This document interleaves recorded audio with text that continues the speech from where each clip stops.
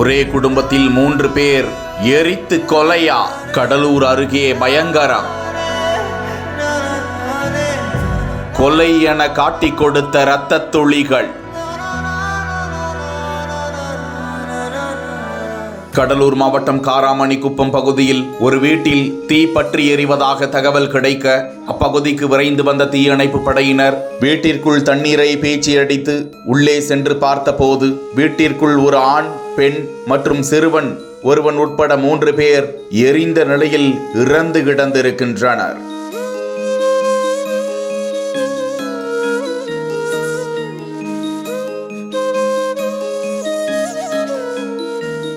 விசாரித்ததில் 40 வயதான சுதன்குமார், அவரது தாயார் 65 வயதான கமலேஸ்வரி, சுதன்குமாரின் 10 வயது மகன் உள்ளிட்ட 3 பேரும் ஒவ்வொரு அறையில் பலத்த தீக்காயத்துடன் இறந்த நிலையில் மீட்கப்பட்டிருக்கின்றனர். வீடு முழுவதும் இரத்த துளிகளும் கிடந்த நிலையில் இது கொலை சம்பவமாக இருக்கலாம் என்ற கோணத்தில் நெல்லிக்குப்பம் காவல்துறையினர் வழக்கு பதிந்து விசாரித்து வருகிறார்கள். இதனால் அந்த பகுதியில் பதற்றம் நிலவி இருக்கிறது.